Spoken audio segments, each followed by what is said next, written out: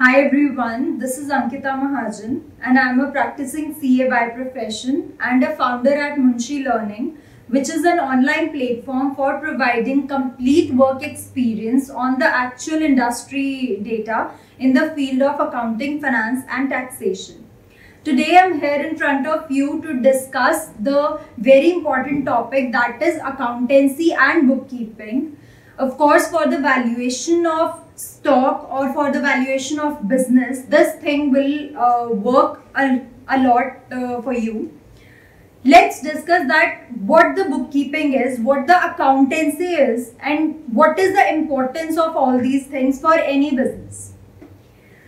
From a business point of view, if we talk from the businessman's point of view, what the accounting is basically, if we are running a business, of course we are going to have a lot of incomes and simultaneously there will be a lot of expenses as well. And the difference between the expenses and the incomes will be our profit. This is the main thing, that how a business is working, that there are some things which are coming in the business as incomes and some things which are going out of the business as the expenses of the business. But if we talk about the accounting, what it is and how it's affecting everything, because if all the whole business circle, if we see the whole business circle, accounting is not a part of your product which you are selling or you are buying. But accounting is still very important. Why? Let's talk from the perspective of the businessman. If we talk about the business, if there are only 10 to 15 transactions in the whole of the year, then it is very easy to remind or recall all the transactions, that how much you have earned or how much you have expended and what is your net profit. But what if there are hundreds and thousands of transactions? On the daily basis, you are earning a lot of income from multiple customers and you are expending on the multiple sources of expenses.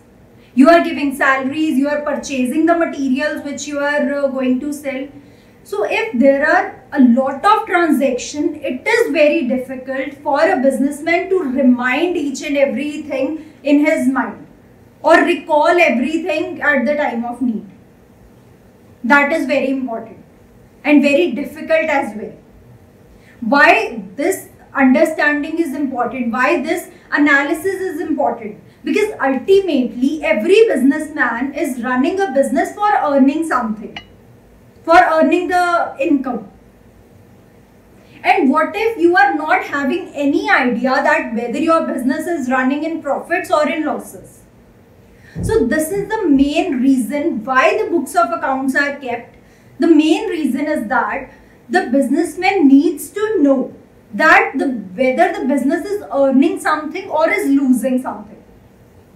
If in the whole year they are doing a lot of transactions, they are earning something and they are giving the salaries to the staff members, they are purchasing the raw materials, they are doing a lot of expenses as well. So they need to know that whether the net amount is their profit or their loss, whether the business is giving them something or not. So for doing this analysis, the books of accounts are kept, because all the transactions are not possible to be reminded in your mind just verbally. That is not possible because there are a lot of transactions. How can a human being recall everything at the time of need? For that thing, what they do is they record everything in the books of accounts, so that at the time of need they just get a proper amount from that account, from those books. That is why books are kept. And for the purpose of, you can say, all the stakeholders.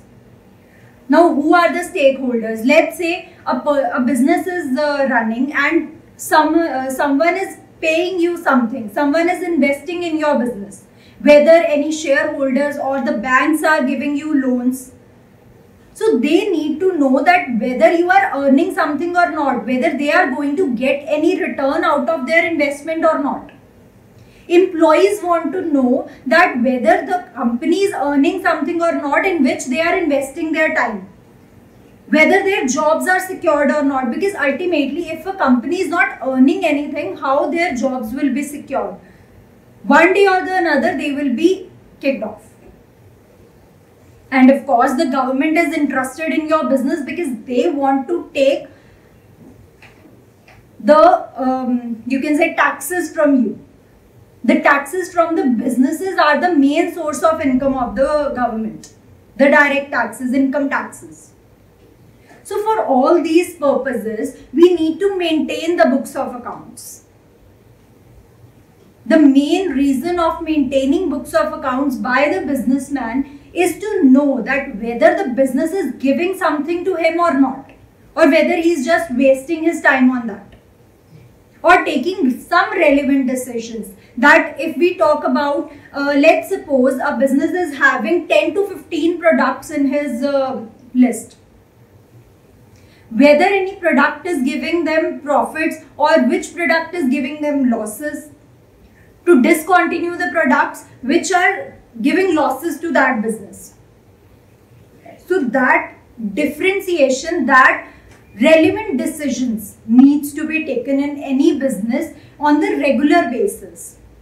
So the books of accounts are the base for taking these kind of important decisions. Because ultimately the purpose of doing any business is to earn something out of it and to track that whether it's giving you something or it's losing something. That is very important, and for that particular purpose, for that internal purpose of the business, for internal understanding, for internal decision making, and for the external shareholders like your employees, your investors, your banks, your government, you need to maintain the books of accounts. And if we talk about books of accounts, what it is? Just recording each and everything which is going on in your business. If we talk about any business, there are a lot of things which are the income sources of that business. And there are a lot of things which are the expenses sources of that business. Recording everything in which money is involved. Ultimately, what the business will do of any transaction in which money is not involved. Of course, there are another transactions as well in which money is not involved but still are very important for decision making. That is a different thing. But in accountancy, we are just stick to monetary transactions, nothing else. If money is involved, whether it's going out of your business right now or it will go out of your business at some later date, we are going to record each and every transaction so that we could have a proper summary that these are our income sources, these are the expenses sources, and this net amount is our profit or our loss. So recording everything, recording every transaction in which a single penny is involved, recording of it is the meaning of accountancy. You can say the bookkeeping depends upon the monetary transactions. So if we talk about bookkeeping and accountancy, the main thing is recording of each and every transaction in which money is involved. The next is proper classification. This is very important for the valuer's perspective as well. Why this is important and what is the meaning of proper classification? Let's suppose there is a accounting head that is purchases account. This is not a dictionary meaning. This is a proper accounting terminology. Purchases. Only purchase of those goods will be a part of purchases account in which you are dealing, in which that business is dealing. Let's suppose I'm a business, I'm having a business of printing and stationery items. At that time, if I'm purchasing printing and stationery, that is a part of my purchases account because I'm dealing into this product only. But let's suppose I'm having a business of a CA. Let's say I'm a professional, I'm having a CA office, and in my office I'm purchasing some pens or papers or some notepads for my office. At that time, this is not my purchases. This is my printing and stationery expense because I'm not into the business of printing and stationery. So if any person who is manipulating the valuation of the stock, let's say a person is saying, a businessman is saying you are having a stock of 5 crores. Now you want to evaluate that whether the stock is of 5 CR or not. For that, what you will do, you will check the purchases account, that what is the purchase cost of that stock. First of all, you will check that the purchase cost of raw materials or that stock if you are valuing the trading business. And for valuation of that stock, you are going to check purchases account, and purchases account is having everything. Any printing stationery purchased is also a part of purchases account. If any car is purchased as an asset, that is also included in the purchases account. Everything which is purchased by the business is included in the purchases account. For manipulating your valuation to inflate the purchases account so that the value of closing stock could be inflated. At that point of time, that valuation will go wrong. So if you are going to value the closing stock, you need to check the purchases account whether only purchases items are there in it or not. And what are the purchases items? The items in which that business is directly dealing. If I am having a business of cars, purchase of car will be my purchases account, will be a part of my purchases account, my stock. But if I am having a business of hand tools and at that time I am purchasing iron, that will be a part of my purchases account because the iron will be in my stock and that will be part of my purchases, and the valuation of closing stock will be done accordingly. But if I talk about that I am a hand tools manufacturer and I have purchased some stationery items, or I have purchased car for my personal use, for my business use. And if that purchase is also a part of your purchases account, you need to remove these items for your correct valuation. That is very important for the valuation of closing stock. That classification is very important. That classification should be correct.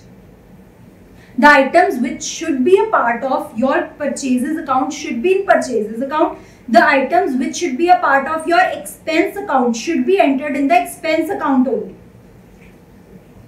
Let's suppose in some cases, which is very common, what people do is the freight expenses which they pay at the time of purchase of the raw material. They, of course, if they are purchasing something, they are going to pay the amount to the transporter as well for transporting the goods from the supplier's place to your place. And those freight expenses are included sometimes in the account of purchases for inflating the value of the goods so that the better valuation could come out of the closing stock. That thing should also be removed from that account. Why? Because the freight expenses are not your stock's valuation. If you are going to sell any stock, that stock's valuation will not be will not include the value of the freight. That is for sure. So for understanding these things, you need to understand the proper classification. That which account is going under which head, which bill is going under which head. That classification is very important. That everything should be properly classified. If I am purchasing any asset, if I am purchasing any machine, so that should be my asset. That should be a part of balance sheet. That should not reflect in your purchases account or your any expense account in the profit and loss account. Because that thing will affect your valuation. And this understanding is very important, that purchases account or the other, you can say, workshop expenses account, these accounts are very important for the valuation purpose, valuation of closing stock purpose. If we talk about valuation of the whole business, ultimately all the expenses will affect the profit. At that time, classification will not affect the value of your profit. But when you are going to value the closing stock, this classification is very important. That will manipulate your valuation for sure. So you need to check that whether purchases account in which the value of the closing stock, the purchase value of the closing stock is reflecting, that should be accurate. That should include only those accounts which are related to your direct products. So the classification is a part of bookkeeping and accountancy. Proper classification should be there for maintaining the proper books of accounts. The third thing is analysis of financials. Of course, analysis of financials is the part of bookkeeping and accountancy, because we are not having a, you can say, we are not having the purpose of just maintaining everything. We are having a purpose of getting something out of the books of accounts which we have prepared. We are not just doing everything on papers, or we are just entering everything in the accounting softwares. Why we are doing this? We are doing this for the proper analysis, for getting the proper cost of goods which we are going to sell, for getting the proper profitability of the business, the valuation of the business. So bookkeeping and accountancy will include, first of all, the recording of each and every transaction in which the finances are involved, in which the money is involved.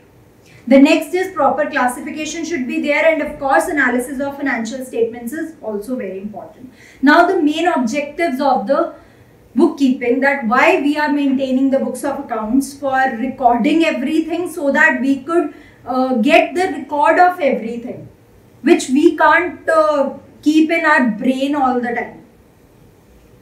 So having record of everything is the main objective of maintaining the books of accounts.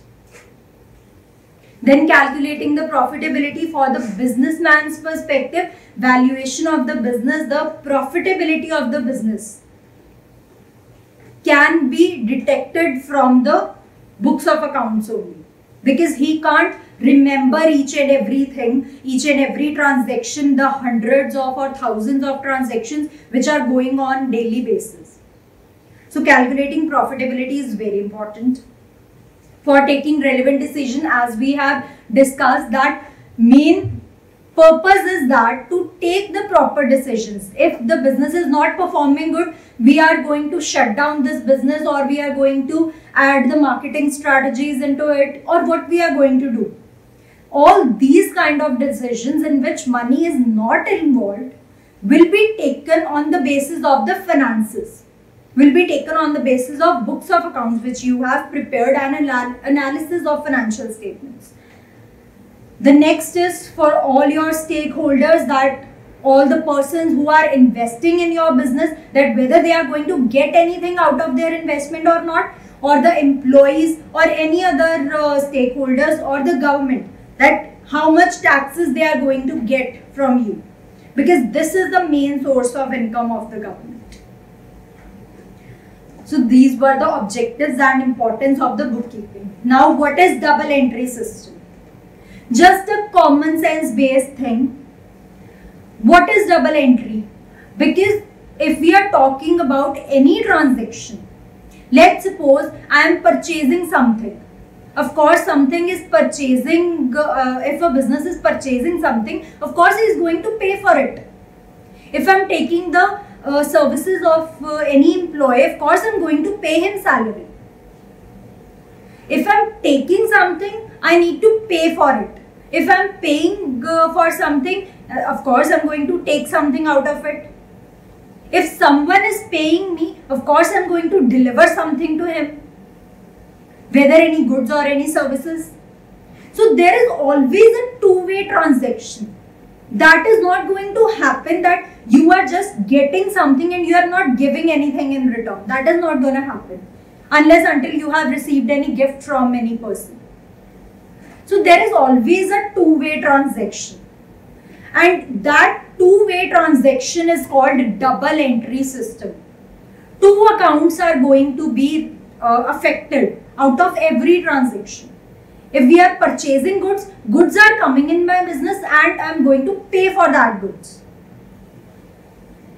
So every transaction is having two aspects, and in accountancy we name them as one aspect as debit and the other aspect as credit.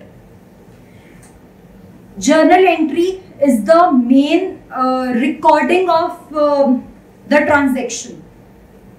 You can say journal entry is the entry of anything in the books of accounts. If we talk about that we have done any expense, we have paid for any thing which we have purchased, that is the expense of the business, entering it into the systems, entering it into the accounting softwares or in the books of accounts if you are preparing them manually. Doing entry, just recording it through a journal entry in which two aspects will be there. One aspect will be the debit and the second one will be the credit.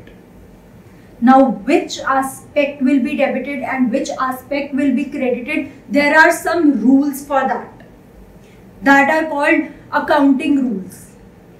Now, what these rules are? For real accounts, if you talk about the real accounts, that is your assets or your liabilities or any these kind of accounts.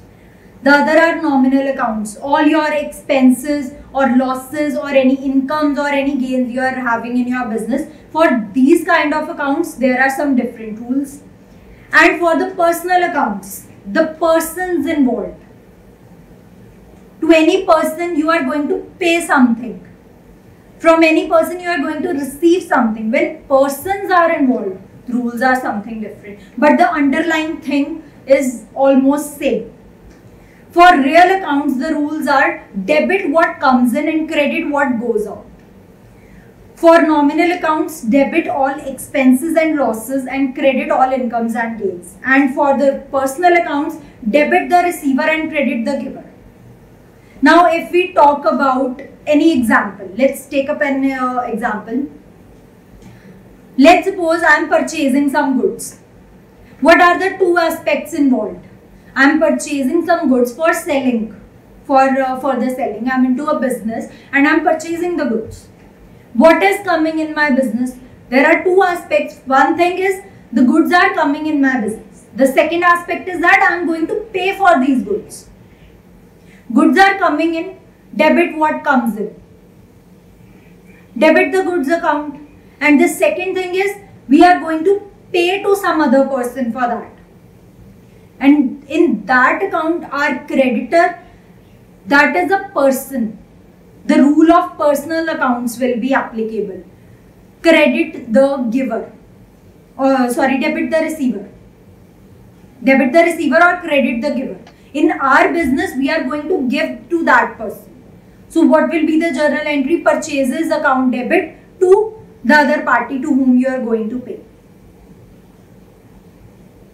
This is how the journal entry is prepared, and this journal entry will be straightforward written in the books of accounts if you are preparing manually, or will be entered in the systems if you are preparing your books of accounts on the accounting softwares.